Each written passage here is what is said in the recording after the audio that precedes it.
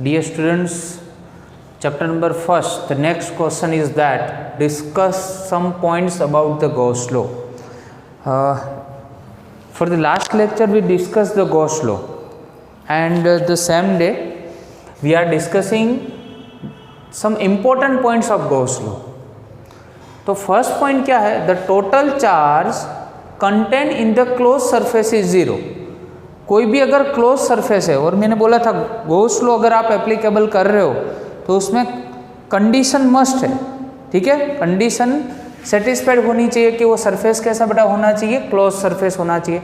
तो close surface में total charge always क्या होता है? जीरो होता है. लास्ट लेक्चर में हमने सिलेंडर का जो एग्जाम्पल लिया था उसमें भी आपको बताया था कि उसमें टोटल चार्ज जीरो है. अगर टोटल चार्ज जीरो है तो उसमें net electric flux through a close surface is always be zero. तो ये एमसीक्यू बन गया, ठीक है. तो MCQ will be asked like that for the close surface the total charge is what? Zero, ठीक है. अगर टोटल चार्ज जीरो है तो उसका टोटल इलेक्ट्रिक फ्लक्स भी क्या होगा? नेट इलेक्ट्रिक फ्लक्स भी जीरो होगा. The next move on to the next point. Gauss law is true for any closed surface. Gauss law is true for any closed surface, no matter what its shape and size. मान लो कि मैंने एक close surface लिया, ये वाला कोई close surface है, इसमें डिफरेंट अपने चार्ज रख दिए Q1, Q2, Q3. ये चार्जेस पॉजिटिव भी हो सकते हैं, नेगेटिव भी हो सकते हैं, ठीक है. तो ये जो मैंने यहाँ पे शेप लिया है वो कोई फिक्स नहीं है. ये लिया आपने फिक्स लिया कि कोई स्क्वायर है, कोई रेक्टेंगल है, बट इसमें कंडीशन क्या है?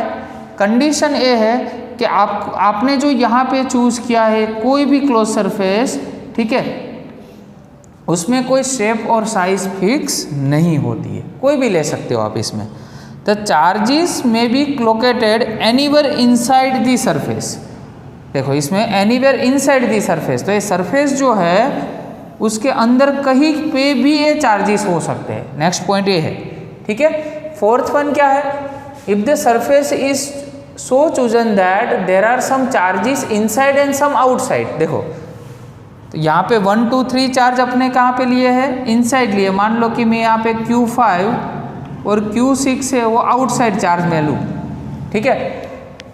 The electric field whose flux appears on the left side of equation 5 is equal to sigma q by epsilon 0 is due to all charges. मतलब इसमें जो इलेक्ट्रिक फील्ड जनरेट होगा वो कौन से चार्ज से होगा? वो तो सारे चार्ज से इलेक्ट्रिक फील्ड जनरेट होगा. इसमें ऐसा नहीं है कि अंदर में जो भी चार्जेस है उससे ही इलेक्ट्रिक फील्ड जनरेट होगा. Q5 और Q6 से भी इलेक्ट्रिक फील्ड जनरेट हो सकता है, because electric field is present whenever the charge is present, ठीक है. एक कंडीशन है इसलिए. तो फिर से एक बार समझते हैं. If the surface is so chosen that there are some charges inside and some outside.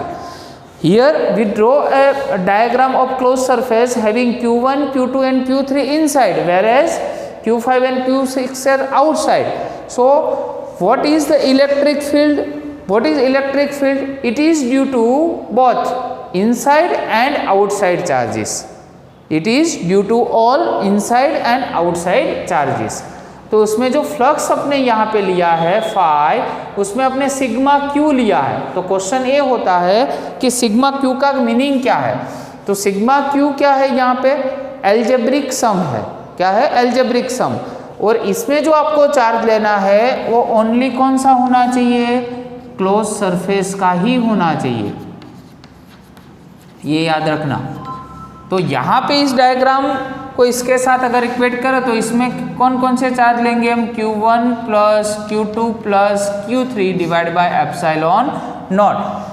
There is no any consideration of Q5 and Q6 because they are just outside of the close surface, ठीक है. We have to consider only 3 charges Q1, Q2 and Q3 just because of they are inside the closed surface, ठीक है. No matters what its shape and size. उसकी shape और size क्या है वो कोई doesn't matter. It doesn't matter, ठीक है. The surface that we choose is called Gaussian surface. We are taking here 3 diagram. ठीक है, स्क्वायर, रेक्टेंगल। तो ये जो आपने क्लोज सरफेस लिया है, कोई भी क्लोज सरफेस लिया है, उस सरफेस का नाम इन लोगों ने दिया है, क्या है, गॉसियन सरफेस। क्या है, गॉसियन सरफेस। तो एक लॉजिक ये बना कि गॉसियन सरफेस का मीनिंग होता है कि जो भी चार्ज उसमें इनसाइड होते हैं, मतलब क्लोज सरफेस के इनसाइड जो चार्ज होते हैं उससे जो पूरा सरफेस फॉर्म होता है उसको क्या बोलते हैं हम, गॉसियन सरफेस। क्या बोलते हैं, Gaussian surface. The next one, Gauss law is often useful towards a much easier calculation of the electrostatic field when system has some symmetry. We have discussed the point symmetry in 11 science. I am giving an example. I was given an example of a textbook, because textbook has a symmetry, because if you divide textbook into two parts, these two parts are all equal shape and size. So those kind of things, those who have a equal part is called its symmetry. तो मान लो कि कोई भी surface हम choose कर रहे हैं, ऐसा कोई अनशेप अपने सरफेस चूज कर दिया, अगर इसमें सिमेट्री फॉर्म हो रही है तो यहाँ पे जितने भी चार्जेस होंगे, मान लो इस साइड पे 3 चार्जेस है, तो आपको इजीली पता चल जाएगा कि ये जो सेकंड पार्ट है उसमें भी कितने चार्जेस होंगे, 3 चार्जेस ही होंगे। ठीक है, बिकॉज सिमेट्री है, तो सिमेट्री में इस पार्ट में और इस पार्ट में क्या होता है, सेम चार्जेस ही होते हैं। तो मच इजियर, इन लोगों ने बोला ना, मच इजियर कैलकुलेशन हो जाता है कब, कि जब उस शेप और साइज में क्या हो, इस सिस्टम में क्या हो, सिमेट्री होती है तब। The last one, Gauss law is based on the inverse square law dependence on the distance। ठीक है, inverse square law dependence, Gauss law is based on the inverse square law dependence on the distance। इसका meaning क्या है कि यहाँ पे समझते हैं कि हम जानते हैं कि sigma Q divide by epsilon not था कि नहीं, फाई की वैल्यू Gauss law में। ठीक है, अभी मान लो कि यहाँ पे हम ऐसे भी लिख सकते हैं E इंटू डेल्टा एस। याद है इलेक्ट्रिक फ्लक्स का हमने फॉर्मूला लिया था, E into delta S. Clear, तो phi is equal to E की वैल्यू है 1 divide by 4 pi epsilon naught. Clear, Q divide by R square. तो आपको याद होगा आर स्क्वायर वाला फॉर्मूला तो कहाँ पे आया था, आर स्क्वायर वाला फॉर्मूला तो कूलम्ब लॉ में ही आया था कि नहीं। तो इनडायरेक्ट तो यही हुआ कि Gauss law is based on the inverse square dependence, inverse square dependence on the distance, that means r। Clear, तो फर्स्ट से फिर से एक बार पूरा रिवाइज करते हैं।